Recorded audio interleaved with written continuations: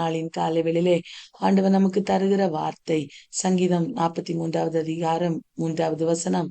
உமது வெளிச்சத்தையும் உமது சத்தியத்தையும் அனுப்பியருளும், அவைகள் என்னை நடத்தி உமது பரிசுத்த பர்வதத்துக்கும் உமது வாசஸ்தலங்களுக்கும் என்னை கொண்டு போவதாக. அன்பான தெய்வ பிள்ளைகளே, சங்கீதம் 43வது அதிகாரத்திலே தாவீது சொல்லுகிறார், ஆண்டவரே உம்முடைய வெளிச்சத்தையும் சத்தியத்தையும் எனக்கு அனுப்பியருளும். அன்பான தெய்வ பிள்ளைகளே, ஒவ்வொரு நாளும் காலையில ஆண்டுடைய சமூகத்திலே நாமும் ஒரு ஜெப விண்ணப்பம் பண்ணணும். அந்த ஜெப விண்ணப்பம் என்ன தெரியுமா? ஒவ்வொரு நாள் ஆண்டவரே உடைய வெளிச்சத்தையும் உடைய சத்தியத்தையும் எனக்கு என் மேல காண்பித்தரலுங்கப்பா, எனக்கு அனுப்பியறலுங்கப்பா, என் குடும்பத்தின் மேல அனுப்பியறலுங்கப்பா. ஏன்னா உடைய வெளிச்சமும் உடைய சத்தியமும் மாத்திரம் என் வாழ்வில இருக்குமே. ஆனால் அந்த வெளிச்சத்தின் மூலமாகவும் சத்தியத்தின் மூலமாகவும் நான் நல்ல பாதையிலே நடத்தப்பட்டு உம்முடைய பிரசனத்துக்குள்ளாய் நான் கடந்து செல்ல முடியுமே ஆண்டவரே என்று சொல்லி நாம் ஜெபிக்கிறவர்களா இருக்கணும். பிரியமானவர்களே, தாவீது அதைதான் சொல்கிறார், ஆண்டவரே உடைய வெளிச்சம், உடைய வேதமே வெளிச்சம் என்பதை தாவீது நன்றாக அறிந்திருந்தான். அந்த வேத வசனமாகி அந்த வெளிச்சத்துக்குள்ளா என்னை நடத்தி அருளுங்கப்பா. அந்த சத்தியம், சத்தியத்தை அறிவீர்கள், சத்தியம் உங்களை விடுதலையாக்கும் என்று வேதம் சொல்லுகிறது அல்லவா? சத்தியத்தை அந்த ரெண்டையும் எனக்கு அனுப்பிடுறங்கப்பா. அந்த வெளிச்சமும் சத்தியமும் என்னை நடத்தி உடைய பரிசுத்த பர்வதத்துக்கு, வெளிச்சத்துக்குள்ள சத்தியத்துக்குள்ள நடக்கிற பிள்ளைகள் எப்படி நடத்தப்படுவார்கள் என்றால், ஆண்டுடைய பிரசனம், பரிசுத்த பர்வதம் என்றால் உடைய பிரசனத்தை குறிக்கிறது. அவருடைய வாசஸ்தலங்கள் என்றால் உடைய பிரசனம், உடைய மகிமை அதை குறிக்கிறது. யார் யாரெல்லாம் அவருடைய வெளிச்சத்தையும் சத்தியத்தையும் ஒவ்வொரு நாளும் வாஞ்சிக்கிறார்களோ அவர்களுடைய வாழ்விலே ஆண்டவர் அவர்களை அவருடைய பிரசன்னத்துக்குள்ளாய் நடத்தி அவர்கள் நடக்க வேண்டிய வழியை காட்டி போதித்து நடத்த அவர் வல்லவராயிருக்கிறார். ஒருவேளை பாதி தெரியாதவர்களாய், அடுத்து நான் என்ன செய்யணும், என்ன டிசிஷன் எடுக்கணுங்கிற காரியங்களிலே திட்டமும் தெளிவும் இல்லாதவர்களாய் இருந்தாலும் ஆண்டுடைய சமத்துல, ஆண்டவரே உடைய வெளிச்சமும் உடைய சத்தியமும் எனக்கு இந்த காலை வேளையில கிடைப்பதாக, என்னை நடத்துவதாக, எனக்கு வழியை காட்டுவதாக என்று சொல்லி ஜெபிக்கும் போது ஆண்டவர் நிச்சயமாய் வழியை காட்டி நடத்தி போதித்து செல்ல வேண்டிய இடத்திலே பத்திரமாய் கொண்டு செல்ல சேர்க்க ஆண்டவர் வல்லவராயிருக்கிறார். பிரியமானவர்களே, தாவீதை பாருங்க, அவர் எப்பொழுது ஆண்டுடைய பிரசனத்தை வாஞ்சிக்கிற ஒரு தெய்வ பிள்ளையாயிருந்தார். நாம் வேதத்திலே வாசிக்கிறோம், சங்கீதம் 119 105 உம்முடைய வசனம் என் கால்களுக்கு தீபமும் என் பாதைக்கு வெளிச்சமாயிருக்கிறது என்று.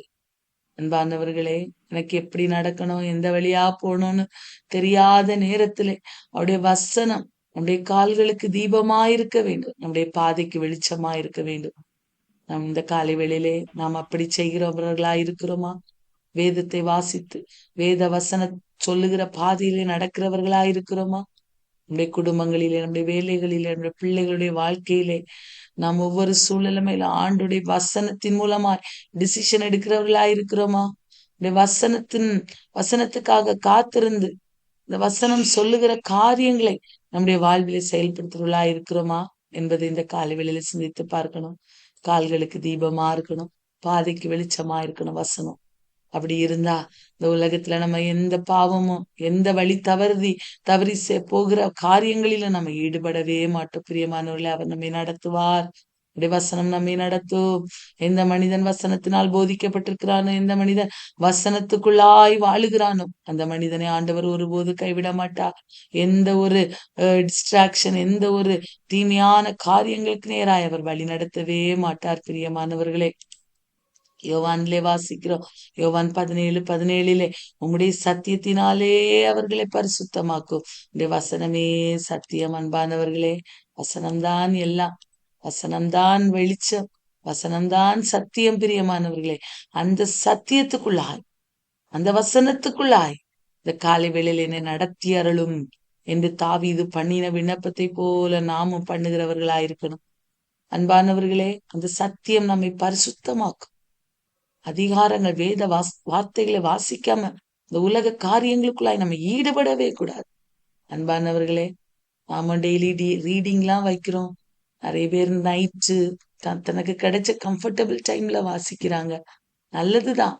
ஆனா எல்லாரும் அதிகாலையிலே ஆண்டவருடைய சமூகத்துல அந்த வார்த்தைகளை வாசிச்சுட்டாங்கன்னா அந்த வார்த்தை, அந்த வசனம் அவர்களை அந்த நாள் முழுவதும் நடத்த வல்லதாயிருக்கும் பிரியமானவர்களே. ஏன்னா வசனம்தான் உயிர், வசனம்தான் ஜீவன், வசனம்தான் வெளிச்சம், வசனம்தான் சத்தியம் பிரியமானவர்களே. அதிகாலையிலுடைய கிருபையை நம்ம கேட்டு பெற்றுக்கொள்ளணும்.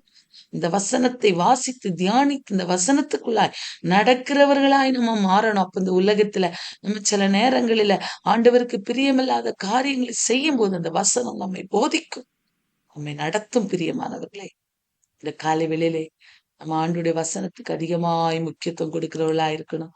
யோவான் 8வது அதிகாரம் 12வது வசனம் சொல்லுகிறது, நான் உலகத்துக்கு ஒளியாயிருக்கிறேன். என்னை பின்பற்றுகிறவன் இருளிலே நடவாமல் ஜீவ ஒளியை அடைந்திருப்பான். எல்லாவற்றுக்கும் மேலாக இயேசுதான் உலகத்துக்கு ஒளி. இயேசுவை பின்பற்றுகிறவன், அவருடைய வார்த்தைகளை பின்பற்றுவா, அவருடைய வசனங்களை கை கொள்ளுவா. அந்த வார்த்தை, அந்த வசனம் அவர்களை நடத்தும். இருளிலே நடத்தாமல் வெளிச்சத்தை, ஜீவ ஒளியை கண்டுகொள்ளும்படி செய்யும். இந்த காலைவெளியிலே வெளிச்சத்திலே வெளிச்சம் காண்கிறோம் என்று தாவீது சொல்லுவார். ஜீவ ஊற்று உம்மிடத்தில் இருக்கிறது. வெளிச்சத்திலே வெளிச்சம் காண்கிறோம் என்று தாவீது சொல்லுகிறார் அல்லவா?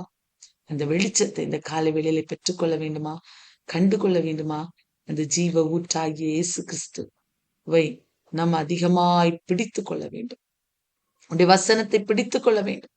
உடைய வார்த்தையை அதிகமாய் தியானித்து அதை அசை போடுகிறவர்களாயிருக்கணும்.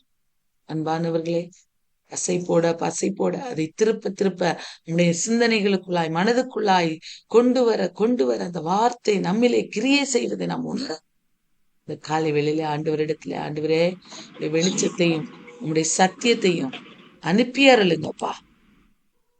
ஆண்டவரே உடைய வெளிச்சத்தையும் உடைய சத்தியத்தையும் எனக்கு அனுப்பி அருளுங்கப்பா. ஏன் தெரியுமா தாவீது அந்த வெளிச்சத்தையும் சத்தியத்தையும் வாஞ்சிக்கிறார்?